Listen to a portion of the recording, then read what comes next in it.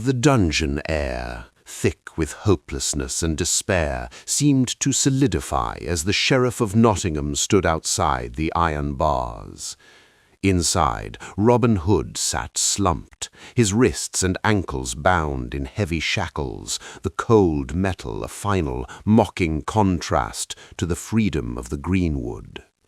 The sheriff observed him with the detached interest of a man examining a captured trophy. "Our contest was illuminating, Hood," the sheriff began, his voice a smooth, venomous drip in the semi-darkness. "I knew you would attempt to cheat. Your kind always does."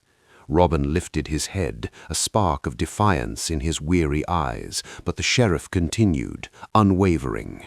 "So I chose a different strategy. I realized I had to stop fighting your strengths and start using them. I had to turn your greatest asset, your arrogant, noble pride, into your prison." Robin's chains clinked as he shifted.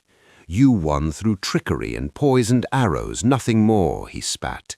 The sheriff's smile only widened, a crack of cold satisfaction in the gloom.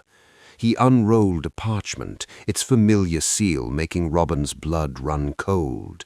"The contract you so boldly signed," the sheriff purred. "Do its terms mean nothing? Is the word of Robin Hood, champion of the people, so worthless, or does your honor only extend as far as your victories?" The mention of his honor, of his word, struck a deeper blow than any physical threat. Robin's defiance wavered, his shoulders slumping slightly under the weight of a code he could not, even now, bring himself to break. He saw the trap not as one of iron, but of principle. "I will honor it," he muttered, the words tasting like ash. "I'm so glad," the sheriff whispered, leaning closer to the bars.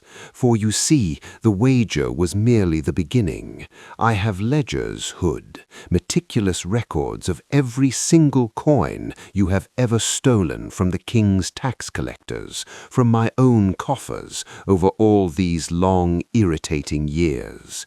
He let that fact hang before delivering the next. "And upon that total I have calculated a fair and compounded interest. The sum you now owe is exorbitant. It is, for a man in your position, practically incalculable." Robin stared, comprehension dawning like a slow, creeping frost. This was no simple debt of a few hundred gold pieces.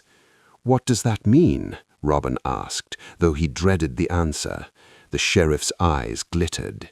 "It means, my dear thief, that you are now my property. Your labor, your very existence belongs to me until the day you draw your final breath.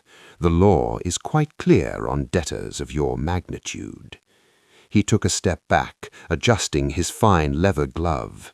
"You will be fed decently, given clean water. I insist upon it," the sheriff stated, his tone almost professional. "I need you at your best, your healthiest. You will require your strength when you ride out beside my guards to collect the taxes from those poor, struggling villages. You will personally take the bread from the widows and the coins from the orphans to repay the crown, to repay me." The horror of this fate, to become the very instrument of the oppression he fought, was a mortal wound to Robin's spirit. But the sheriff was not finished. He leaned in once more, his voice dropping to a whisper that slithered through the bars. "Think about it." After only a few moments, but long enough for Robin to register this damning revelation, Robin Hood threw his head back and let out an agonizing, stomach-churning wail of defeat and horror.